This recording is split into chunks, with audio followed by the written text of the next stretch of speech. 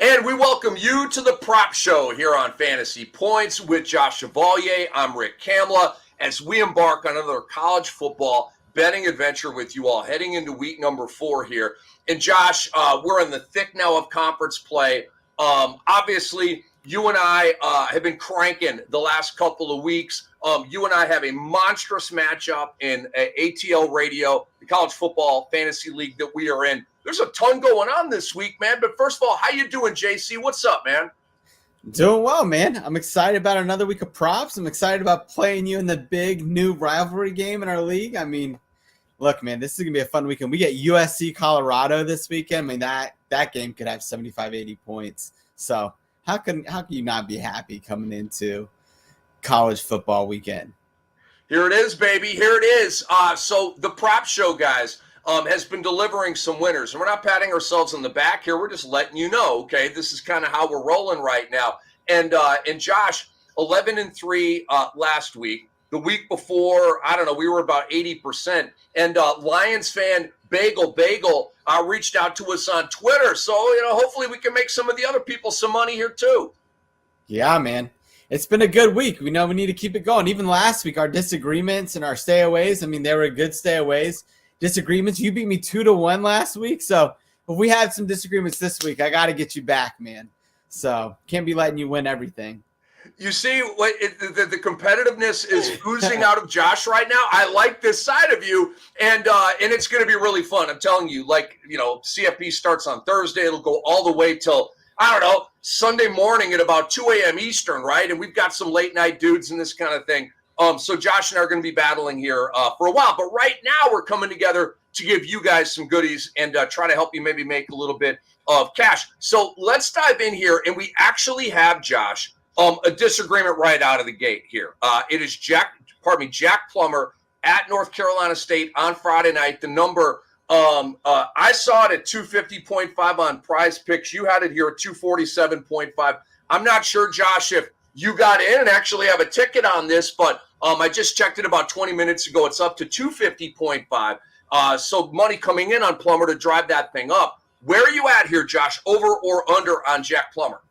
Yeah, I'm going to take the over on this. And, his last 4 games, he's hit 247, 238, and 388, right? And I think that he's getting better as the year goes on, as he gets more chemistry with Jamari Thrash, with his other wide receivers, Kevin Coleman. And I just witnessed a true freshman, Anthony Calandria from UVA, put up 271 against NC State's defense. And so I think there's a good chance here that Jack Plummer could go over on this number. I think this is going to be a little bit of a shootout in this game. I think there are going to be some points scored.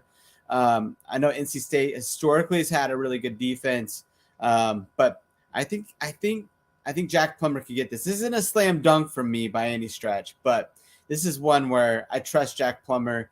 Probably have more trust Jeff Brom to get the over on this one. But where are you at, man? So I feel like we may have a lot of agreements from here, but I disagree on this one. I'm going to go under on Jack Plummer here.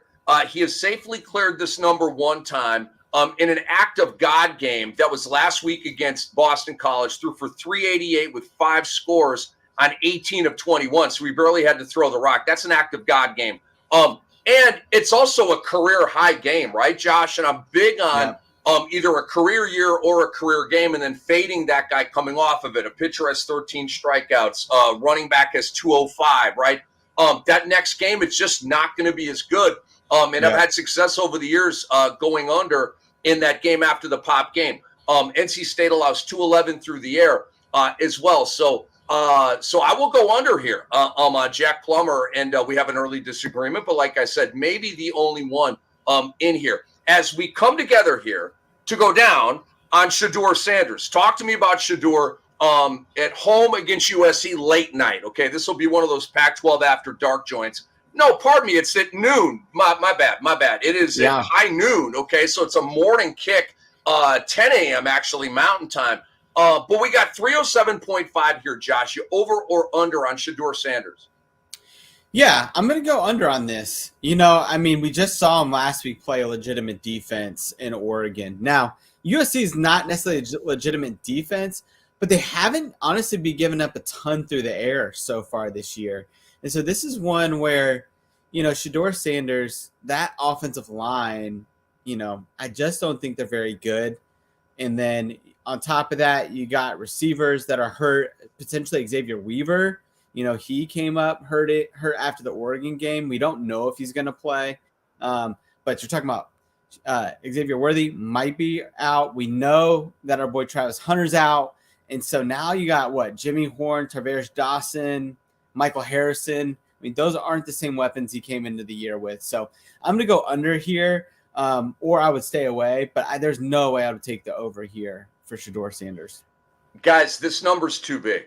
I believe that the total of 73.5 is too big. I think that's going to be an under. I'm not talking about 24-21, but I don't see these teams tilting the machine like the bettors and obviously the odds makers think. Shedeur Sanders at 307.5. There's no way. He's gone 5'10", 393, 348, thud, 159 last week. USC has been solid against the pass. They're giving up 228 and 55% completions. That's pretty good. And they're obviously up. The other team has to throw a lot with the game script on most of their games, and they're still putting up those numbers. You mentioned Hunter out. Great intel on Weaver right there.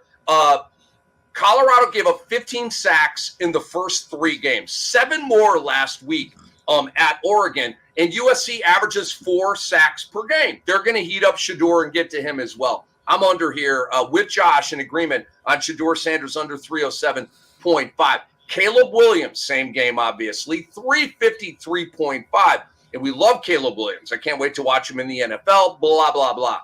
No way, Josh. I'm going under this number, 353.5. His flow has gone 278, 319, 281, 322. He's 4-0 to the under here, Josh. USC has a balanced offense. They're not just throw like maybe a Washington State or a Washington, right? And I love those offenses, but it's balanced. You got 192 on the ground per game, 377 through the air per game. That's pretty balanced. And Colorado allows 269 per game through the air, which is not good, but it's not like massively bulbous where you're like, oh my God, these guys really seriously suck. So for all those reasons, Josh, I got it. And I would recommend people parlay this, right? Maybe you can attach the total on the game with it. Maybe you just go to Prize Picks and bang the under on Caleb and Shedeur, lock them together and try to, make a little bit more cash there. But where are you at with Caleb Williams here with 353.5? Yeah, I'm with you. I think this is a pretty slam dunk under because it's kind of like last week with Michael Penix. Remember, he had a 364.5, I think. And, I chose the over on that. And that was my bad because basically you need perfect conditions to hit some of these numbers, Like everything has to go right for Caleb. Like our boy Zachariah Branch cannot have a TD return, a punt return for a TD. Good point. Like, you can't have any kind of defensive deal. You have to have long fields, right? It's just too many factors have to go right for Caleb to be able to hit this. And so I'm with you, man. This is pretty clear on the under. So let's shift here to KJ Jefferson. And I found over the last couple of weeks, I believe, Josh, that you're not as overall as bullish on KJ as I am. And here we go again. It's a neutral field game, right? It's Arkansas versus Texas A&M at Jerry World. It's an annual deal there. 222.5. Very manageable number. KJ's flow has gone 246, 136, 247, last week 289. In the heartbreaking loss to LSU. Texas A&M has played one good passing game all year. It was Miami. Tyler Van Dyke shredded them for 374 and 5 scores. Arkansas, I don't know, Josh, what the word is. They have a productive passing game. I wouldn't call it elite, but it's good, right? It's not average, subpar. It's a good passing game. They have weapons. They brought them over through the transfer portal. So KJ Jefferson, for me, neutral field. Texas A&M got smashed in their one game against a good passing team. 222.5. I'm going up, man. How about you? Yeah, so I'm staying away from this, and here's why. Raheem Sanders, Rocket. I think he's coming back this week, and so I think they're going to try to pound it a little bit, get him involved. And you're right. I'm not bullish on KJ Jefferson, but here's the reason. I'm not a big fan of Dan Enos, and I know they put up some numbers the last few weeks for sure, but I just don't trust Dan Enos to be able to do it. And Texas A&M, other than that Miami game, has really been tough against. I mean, Auburn pretty much was unable to throw it at all on them, and so yeah, have to. If you're asking me to trust Dan Enos against Texas A&M, I'm just gonna stay away from it. To be honest, I want to see what happens in this matchup. Totally get it, man. I totally get it. How about Sam Hartman here? You go first on this one, Josh. It's Rick Kamla, Josh Chevalier. We're the prop show on Fantasy Points College Football heading into week 5 here. Sam Hartman at Duke, 244.5. What you got? Yeah, might as well call me a coward because I'm going to stay away from this one too. I just think Duke is much tougher than I think. They're just a well-coached team, right? I was talking about this earlier today with a buddy at lunch, and it's like, what do you do with a Mike Elko coach defense? I mean, they're tough, and I'm just going to stay away from that personally, particularly with Sam Hartman coming off the Notre Dame Ohio State game, which is a tough game, right? A tough loss. I don't know if they're going to come back here. I'm still unsure of really who their like main weapons are, right? Like a different tight ends going off every week, maybe Jaden Greathouse. And so, I mean, maybe that just means they have a plethora of weapons. But for me, against Duke in a game that, man, they might not even get it going until the second half because they're in sleep mode after what happened last week. This is just to stay away from me. I do think like Klubnik, right? Like he only threw for 209. He's a pretty good quarterback. So I don't know, man. I mean, these are just this game for me in particular just makes me feel like, man, I just want to stay away from this. I get it, man. I get it. I'm over on Hartman here, guys, at 244.5 in 4 games in which he's had 23 plus pass attempts, and this game will fit that profile. He's gone 251, 287, 330, and then 175 last week in the loss to Ohio State. So he's 3 of 4 to the over in the games that really matter. The one throw-out game was the Tennessee State game. You mentioned Klubnik. Clemson is the only like decent passing game team that Duke has played this year, and obviously they showed well. My take on that, I saw a deer in headlights game from Cade Klubnik. He was making mistakes. He was clunky. He was rusty, carryover of the preseason. In the NFL, it's cool, right? You lose week 1, all right, we got 100 more games. But in college football, you only get 12, so it's amplified more. And obviously, we've seen Klubnik have some big games since. So it's one of these, how do you look at it? You want to give credit to Duke's defense or say that, hey, man, Cade just wasn't quite in rhythm and wasn't quite ready to cook at that point. I'm kind of more on that side. And lastly, Josh, I'm big on bounce back factor. So we talk about the career year or career game theory where I fade that guy coming off of that. There's also when a guy has a crappy game, I like the intrinsic bounce back, especially with a Hartman. I mean, that first half was gross against Ohio State. Threw for 175. That's just not how this offense is going, right? They throw the ball, they throw it downfield, and I think they're going to have success doing that here against Duke. So Josh should stay away. Your boy Cam is going over here on Sam Hartman at 244.5. Sell me on Jalen Milroe here, Josh, at 215.5. Alabama at Ole Miss. Talk to me about Milroe. Well, I mean, we picked him on the over twice now on some passing props, and he's hit it, right? He had 255 against Texas. I think he was 210 in that game. Then we come back with Ole Miss, and it was a similar line, and he hits 225. Actually, it's probably even lower. And now we have Jalen Milroe, Mississippi State at 215. Now, Mississippi State has been torched by guys that aren't even like that great. Like Jaden Daniels, who is like, yes, he's improved, hit 361 against Mississippi State. Rattler, 288.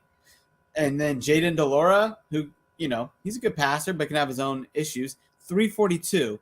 So these numbers are way over. And I think this could be the game that we see some of these Alabama wide receivers really go off. And this could be a get-right game for the passing offense for Alabama. So I think it's an easy smash on the over for me here. I like everything you're saying, Josh. I'm with you here on Milroe. So the Ole Miss defense is actually pretty good. It's not like, maybe a 4-year ago Ole Miss defense which was like a fantasy gold mine, right? They were giving up 40 every single game. Lane's got them dialed in a little bit here with an upgrade of talent through recruiting and all of that. They're giving up 226 per game through the air. And Milroe threw for 225 last week. Mississippi State, as you mentioned, sucks against the pass. They're giving up 280. So this is like a step down in class from Jalen Milroe. I also like the fact that they're going to be on the road. On the road creates adversity. Adversity creates more passing than running. When you can just be conservative and get the lead and run. I don't think that's going to be necessarily the game script here. And so I agree with you. I do like Milroe over that number as well. Let's move to the running backs here, Josh. It's the prop show on Fantasy Points with Rick Kamla and Josh Chevalier.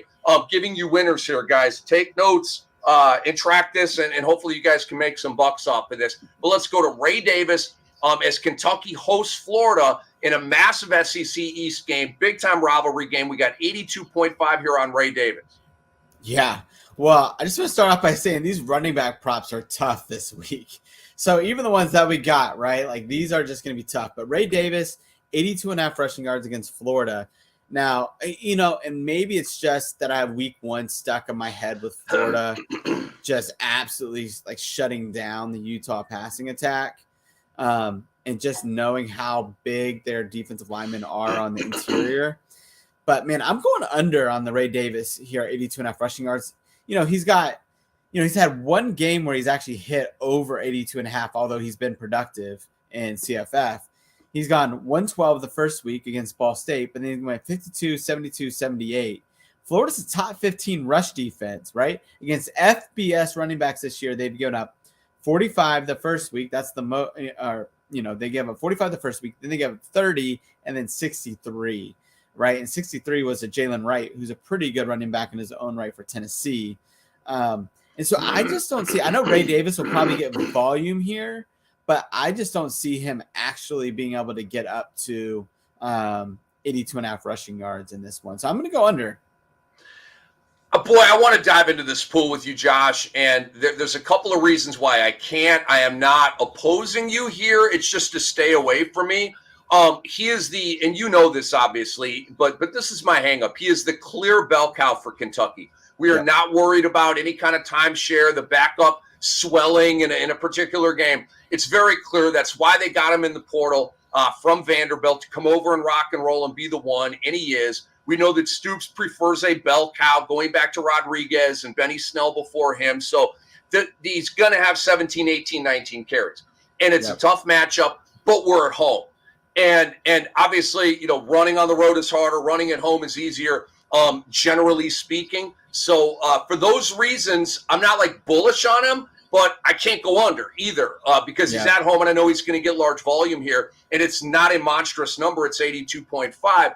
I also kind of sort of don't trust Florida yet. Josh, obviously they beat Tennessee. But I don't know. I'm just not there with Florida like you. And again, it's not a banger, but it's just to stay away from me. So let's go to Damian Martinez, Josh, here on the prop show. At home, Oregon State hosting Utah. Monstrous game, obviously. It's a Friday night joint. The place is going to be jumping. Might even be homecoming. Okay, I don't know that. That's not helping anybody make money here, okay? I don't know if it's homecoming or not. I frankly don't care. But 80.5 is our number here on Damian Martinez. Where you at? Yeah, I haven't hit one right Damian Martinez prop. I don't feel Let's get it right this week, Josh. So here we go. I'm going under, and so he's going over. But I'm going to go under here. Utah is just a tough defense, right? This is a defense that is extremely hard to run against. They always are that way. I feel like the one argument, if you are going to go at Damian Martinez over, is that he went 81 last week. We've documented this well on the show. He's pretty much a guarantee 100 yards per week. And so last week was the anomaly for him not to get that. But it's Utah, and I just don't bet against Utah run defense typically. So I'm going to go under, and hopefully Damian Martinez can be good to me this week and just chill out. I'm under on this one as well, Josh. We have an agreement here. A week or so ago, you brought up, I think it was Max Clare, the tight end from Purdue, and I don't know if you went over or under, but I said I'm out because of the Wisconsin defense, right? That's just one of those defenses. Like, I don't like playing dudes against the Alabama defense, especially in Tuscaloosa. There's just those defenses that you know and trust are going to be good no matter what. Iowa is another one of these teams, okay? They're just always good on that side of the ball. Utah is one of those teams. And Utah is crazy dominant against the run this year. They've given up 51 rushing yards per game on 2 yards per carry. And they've played good competition so far. No. And we have a Deshaun Fenwick mushroom cloud last week, right? With the 3 touchdowns, hit 100 yards. This is not a 50-50 split backfield, but it's like a 60-40 split backfield with Damian Martinez and Fenwick really rising and playing well for this team. So I am under. We have gone from trying to bang overs on Damian Martinez in the over 100 range. Now we're down to 80.5, and we're still going under, okay? Just to let the people know, that is all about the Utah defense right here. And again, for me, a little bit of Fenwick buzz killing this from fantasy purposes, right? You drafted Damian Martinez thinking, man, he's going to get 25 carries a game. He's going to have 200-yard games, blah, blah, blah. Doesn't look like that right now with Fenwick. Right. And DJU Uyunglele, he runs the ball a lot. So, all right, we're both under on Damian Martinez. Talk to me about Jawar Jordan. Again, the Friday night joint should be a really fun game. It's Louisville at NC State here. So it's 92.5. This is a big number, Josh. You going over or under on Jawar Jordan, who has been sizzling hot lately? Right. So this number is 92.5. He's over that number in his last 5 games, including the bowl game last year. Jordan's 5'10", 185. I'll bring that up here in a minute, or I'll tell you why I'm bringing that up in a minute. He's averaging almost 10 yards a carry. NC State has actually, they've given up some yards on the ground and explosive yards. So you had Estime, if you remember a couple weeks ago, he had 14 carries, 134 yards. Then week 1 against Connecticut, Victor Rosa, he went 9 for 99, so 9 carries for 99 yards. He's 5'11", 187. He's actually pretty similar back to Jawar Jordan, not nearly as explosive. But so I think there's a lot of opportunity here for our boy Jordan to go off. And I mean, the dude's averaging 27 fantasy points a game. I mean, he has just been unbelievable this year on the ground. And with a running back in Jeff Brom's offense, like they might not get a ton of carries, but they will have efficiency to their carries. And so I like Jawar Jordan. I think he's a focal point of this offense at this point.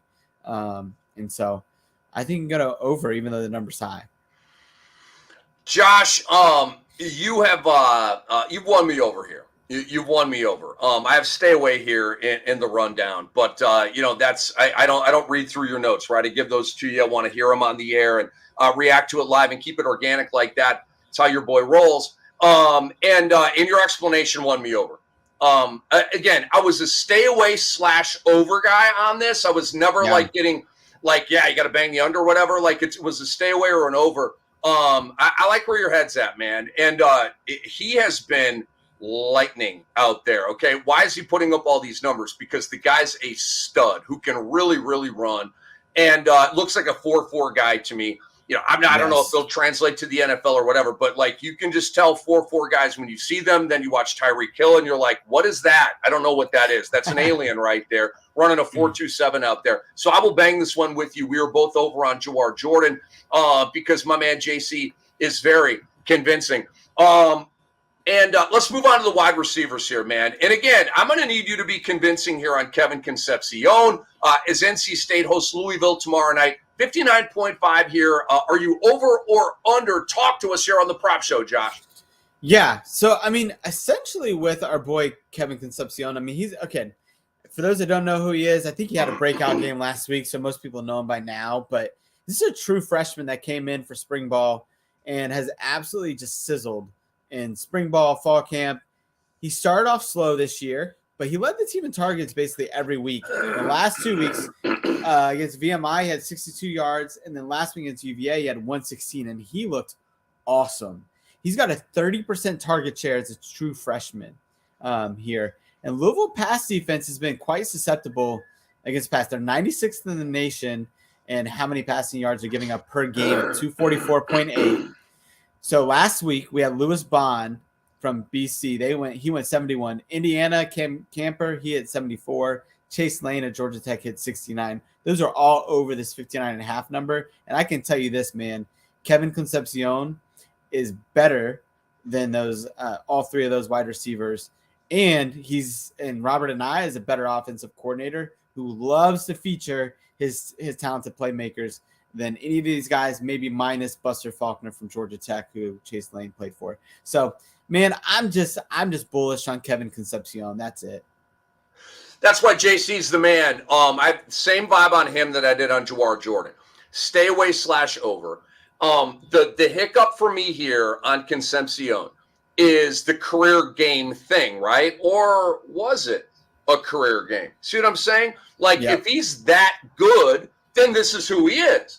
Okay, we've seen, and we'll get to Jamari Thrash here in a minute.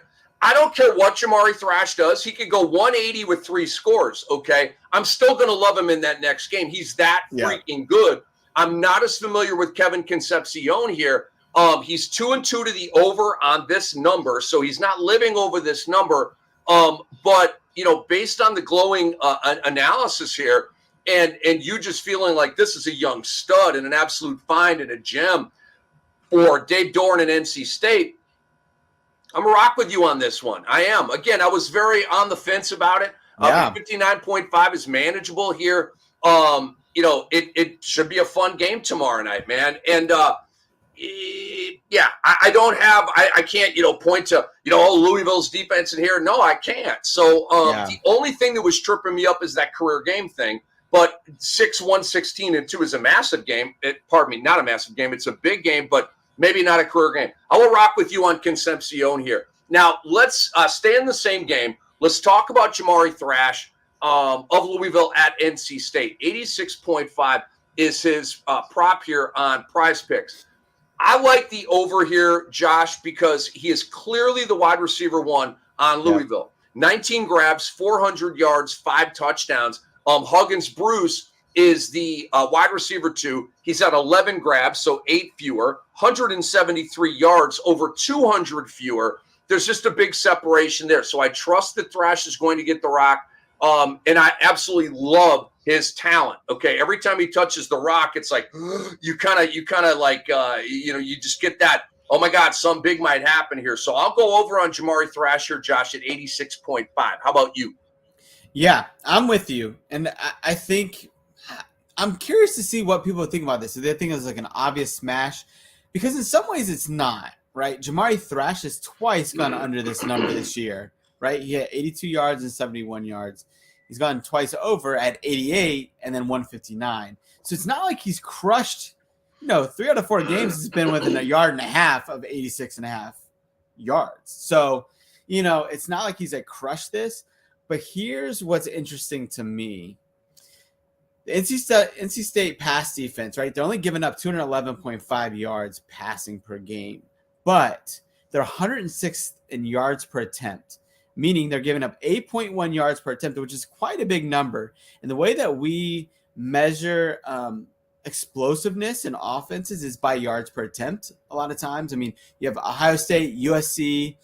They're always at the top of this list. Air Force is at the top of this list too. It's triple option teams and explosive offenses. Oklahoma at the top of this list. Louisville is number 3 in the nation in yards per attempt at 11.2. Wow. Yep. Jamari Thrash is averaging 20 yards per reception. So he's the major beneficiary of this explosive passing attack. And NC State is susceptible to an explosive passing attack. Malachi Fields last week for UVA, we talked about Anthony Calandria throwing for 271. Well, 170 of that went to Malachi Fields, and he's an explosive deep threat for that team. So I just think there's some things here that are really matching up for like why I think Jamari Thrash is a very good, strong candidate to hit over here. 86.5, guys. We both like it. Hit it if you are feeling that tickle as well. Josh, get us cranked up here on Luther Burden at Vanderbilt, 85.5. You over or under on Mr. Burden? Well, I think the only thing that's going to stop him is if he doesn't play, because I think he got injured last game, if I'm remembering correctly, and he might be questionable. But that just means that the prop is going to be a no-go if he doesn't play, so it doesn't hurt us. But his lowest output on the season is 96 yards receiving. I mean, he's crushed the over on this every time. He's 100 yards or more in every other game. Vandy's had 5 receivers go over 85 and a half yards on them this year in 4 FBS games. And on top of that, I think they've had 6 players go over 60 yards. And so to me, it's just pretty, I don't know. I think it's pretty evident that Burden is going to smash this as long as he plays in this game. So I got burned with Tavion Robinson. The last couple of weeks, guys, we've literally been on fire, like 75, 80%, on the ones that we agree on. We've been killing it. Okay. And that's one that I missed. And he had 2 grabs. I played him, we weren't playing, but in ATL radio, I played him. That was the week that I lost. That was 2 weeks ago. So I got burned. All right. At Vandy. Come on, guys. At Vandy is like the ridiculously good matchup, at least historically it has been. But it blew up in my face that day. But I'm over it, and I'm going to get over it. Burden has a firmer grasp on the wide receiver 1 role with his team than Tavion has with his team. Okay, Luther Burden is one of the absolute true go-to number 1 wide receivers in the entire nation, just in terms of role. I'm not saying he's necessarily like that guy and all that. I'm just saying his role is about as defined as anybody in the nation. They throw the rock to him, and he lives over this number. And so, all right, just because it didn't happen with Tavion Robinson doesn't mean it won't happen with Luther Burden. So I am with you. I am over on this one. Let's move to Brian Thomas, wide receiver for LSU at Ole Miss. 69.5 is our number here. And Josh, I will go over on the season. He's having a big one. 25 grabs, 413 yards. 5 touchdowns. This is through 4 games, guys. These are big time numbers. 5 catches and 60 yards are his lows for the season. And we're at 69.5 here. And I like it, Josh. I do. I am over on Brian Thomas here. It seems like every time I look up in an LSU game, he's in the end zone and people are hogpiling on him, man. So I'll go over on Brian Thomas. How about you? Yeah. Me too. And this is going to be a shootout, right? Or at least it's projected to be at 67 points for the game total. You have an implied team total for LSU of 35 points. That's what, 5 touchdowns. This Ole Miss defense has allowed 3 wide receivers to go 80 plus yards receiving, including 2 in one game. Because I think one of the things we have to factor in here is that you have Malik Neighbors on the other side, who we've seen have some crazy games this year. So 69.5 looks like a good number, but he's splitting time. So we got to look at what has Ole Miss done, in totality with multiple receivers. They've had 6 wide receivers go for 60 plus yards this year. So there's a lot of times that 2 wide receivers, Tulane had 2 wide receivers go over 60 plus yards. And so, it's interesting for me looking at this game and going, hey, it seems pretty obvious that Brian Thomas can go over on this. And especially if Malik Neighbors is getting the number 1 cornerback that's following him around, and then you got Brian Thomas that's getting the other guy. So I don't know, man. I mean, 69.5 seems like it's still too low for Brian Thomas, and we should be smashing this over. I usually, I'm a bell cow running back guy. I'm a bell cow receiver guy. There's just that built-in trust of known volume, right? Yep. And then you have the number 2s in the rock star offenses, all right? So I think of Odunze in Washington. You think of Egbuka in Ohio State. You think of Brian Thomas at LSU, okay? Big-time offense, big-time QB. And so I'm not worried that he's the second wide receiver. Both of those guys are eating consistently in that offense. So one more wide receiver here, Josh. Before I want to dive into our battle a little bit here and let the people know kind of who's on your team, who's on my team, how we're thinking about the orchestration of our lineups here. I think there could be some cool takeaways for the peeps on this. But Andrew Armstrong of Arkansas, attached with my boy KJ Jefferson, okay, Josh?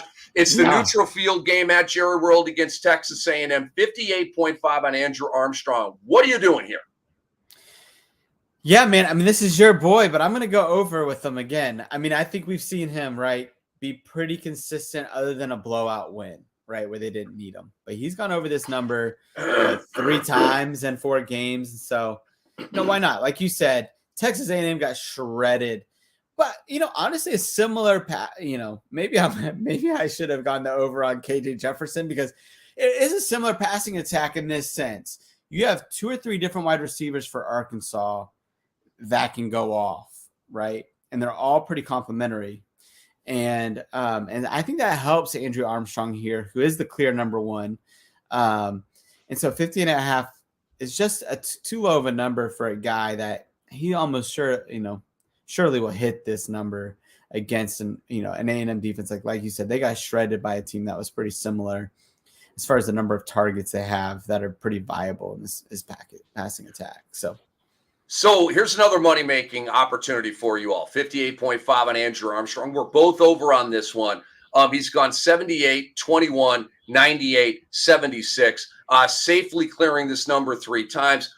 Josh mentioned clear number 1 on this team. And they do have a multitude of weapons, but he has emerged as that main dude. 24 grabs, 273, 3 scores. The number 2 wide, 174. So we got a clear separation there.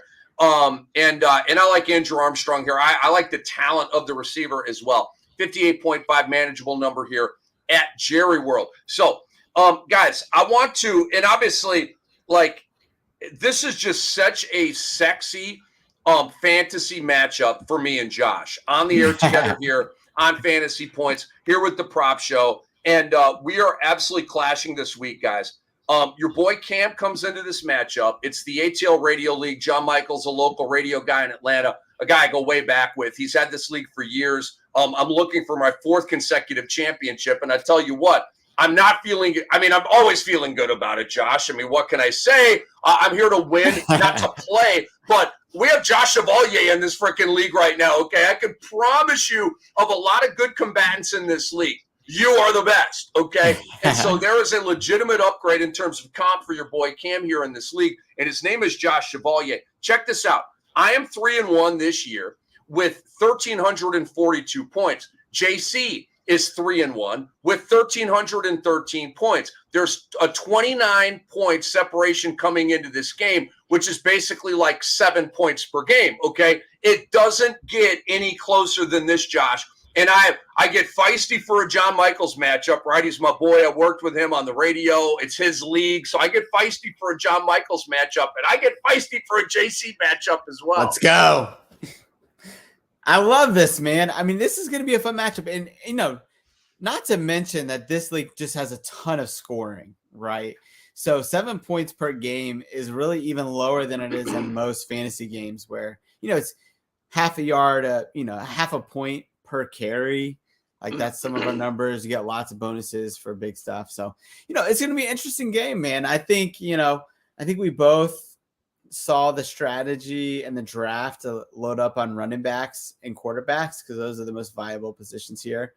That's what a lot of my lineup is like I just went for bell cow, positions and just to see what would happen, right? So right now I got Jonathan Brooks in the lineup who's been the bell cow for Texas over the last couple of weeks. Blake Corum, I got Ashton Genty in this lineup, who's just been Buzzkill. Holani's out. That guy's going crazy this year. Oh, that's a buzzkill for your boy. Oh my God. He's averaging like 59 points a game. Oh my God. Right? So yes, it's true. Oh my God. So yeah, I mean, Whoa. I got Estime, I got Judkins, who's actually like my worst starter right now, to be honest. Among a lot of my guys. I got Cedric Baxter in the lineup, but I'm going to switch that out. I don't know why he's in there at this point. But we'll put CJ Donaldson in there. Maybe we'll even make that switch. Oh, no. You know what? I'm going to go Parker Jenkins, the true freshman for Houston. Ran like a 10.68, 100-meter, blazing fast. He came in, had 100 yards last week. I'm going to make that switch right now as we're on the air. Wow, look at you. Look at executive moves right here, live on the air. Guys, I'm telling you that this is the top of the mountain for college football fantasy. Cam and Josh. It does. I mean, like literally, we've been doing this a long time. Two of the absolute goats of this, and we're meeting in this league. It doesn't get like more important with a fantasy matchup than this. I'm not a guy that analyzes my opponent's roster, Josh, right? Like I first of all, I've got like 35 fantasy teams in a variety of sports. So I'm not managing your team, I'm managing mine. But I just have this confidence that it's me against me, right? And I'm not really playing an opponent. I'm trying to craft a perfect lineup here that just can't be beat. And so, but I'm looking at your team here, dude, and like your backs are sick, like really, really sick, man. And the fact that you can just throw in a CJ Donaldson or this Houston running back right here. You have an impressive team. There's no doubt about it. And it is going to be a war. Now, some of the guys that I'm rocking with here, you're actually, trust me, no built-in excuse here, right? But you're catching me on a good week. Cam Ward, who I traded Drake, he's on bye. I picked up Josh Kelly. I'm telling you guys right now, if you play college football fantasy, please pick up Josh Kelly right now. You have no idea who it is. Okay, He's a wide receiver for Washington State. Lincoln Victor was their previous number one. He's down with an injury right now. This kid right here in that game against Oregon State had 2 Odell Beckham Jr. catches. Not one, but 2 one-handed grabs like crazy Jackson Smith and Jigba circus catches, okay?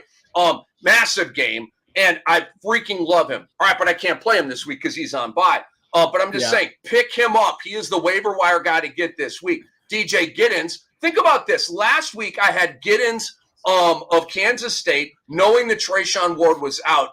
Josh, me starting him at the last minute literally won the game for me. Again, not pat myself on the back, just saying that's how it went.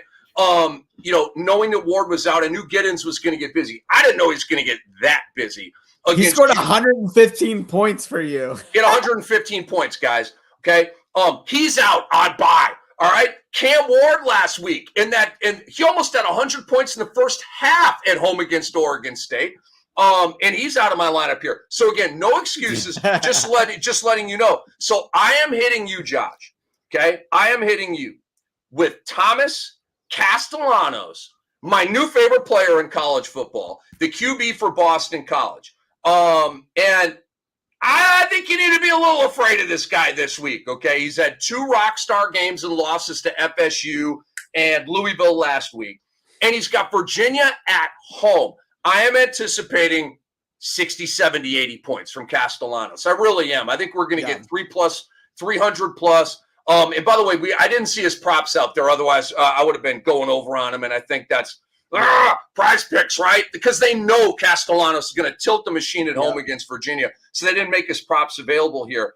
But, I don't know. Like, I'm really in mix and match mode here, Josh. I've got Shipley at Syracuse. I'm not psyched about that. I've got Scatabo, who I just picked back up at Cal. I'm okay on that. I got Robichaud, the current lead back for Boston College. But I got to find out if what's the guy's name? Garwo is going to be back for this one. Yeah. If he's not, I should be good to go. RJ Harvey of UCF's been a beast for me this year, 30 a game. I'm feeling a pop game for Rodney Hammond this week. He's been ascending in that running game, and he's got a road tilt at Virginia Tech. I've got Dayon, help me with his first name, the Georgia back, Edwards. Yeah, Dayoun.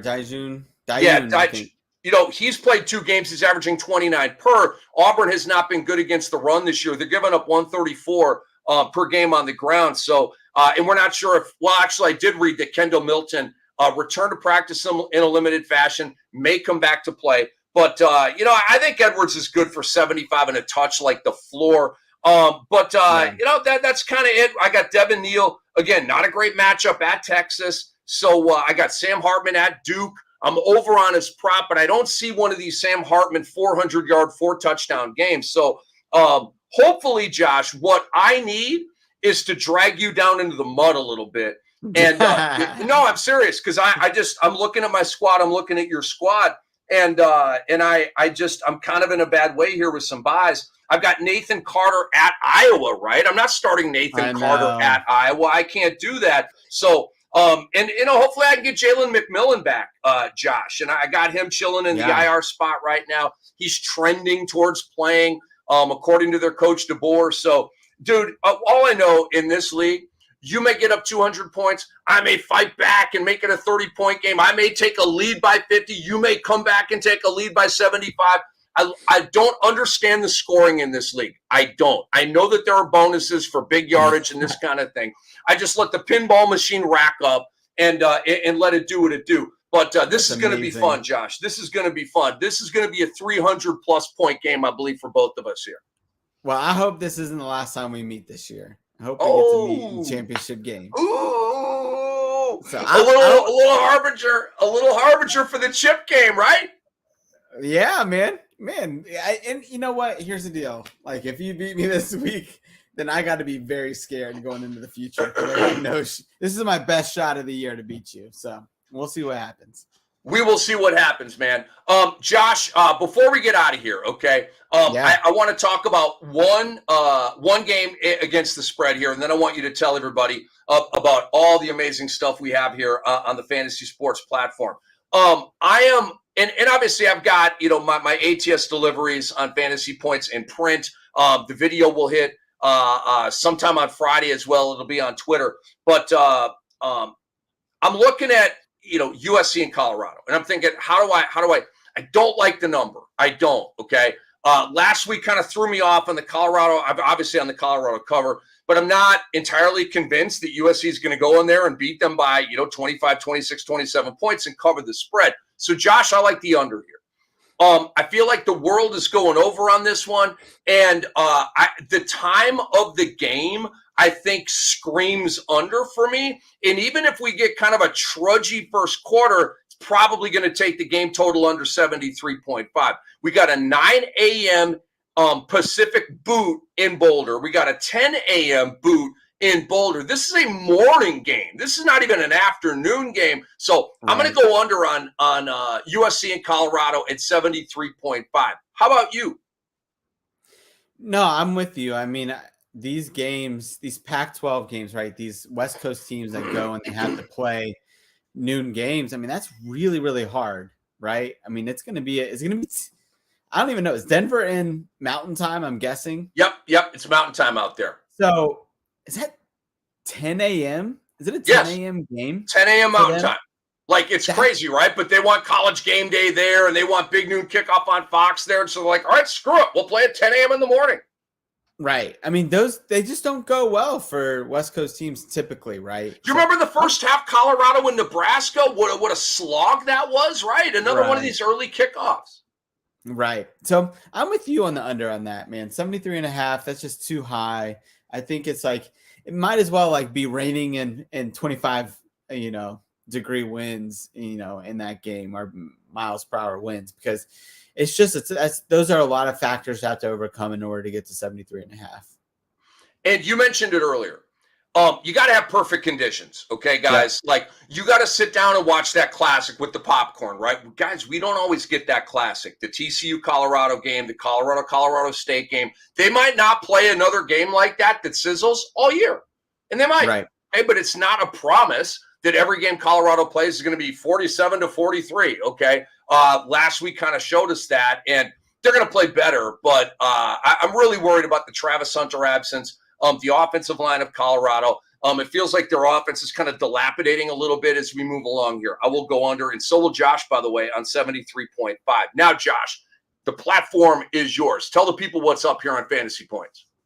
Yeah, man. Well, I just want to give you a big shout out. Last week, you went 5-0 on your ATS picks, right? And so you were talking about wanting a bounce back week, and you nailed it. And so you're 12-8 on the year. Thank you, sir. Make sure that you guys are hitting those props and reading that article, right? The ATS article, and then watching the video too.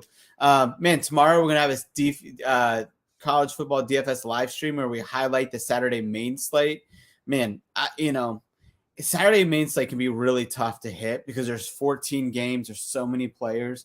And, it's been really fun. We've been making some money on that. And I think our subs have been really benefiting from that.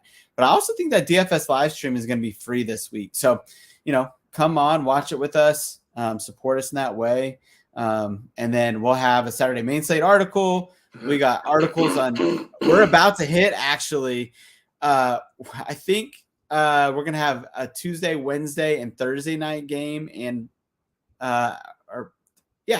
3 or 4 weeknight games every week. And so we're going to be writing articles on all of that stuff. So look for those DFS articles coming out. We're going to have every midweek slate written up that has at least 2 games. And so lots of stuff coming up, projections, matchup reports, all that stuff. So the usual, lots of stuff, more than enough stuff to get you going. And ultimately, right, our goal is to partner with you in helping you make some money. And we've been doing that.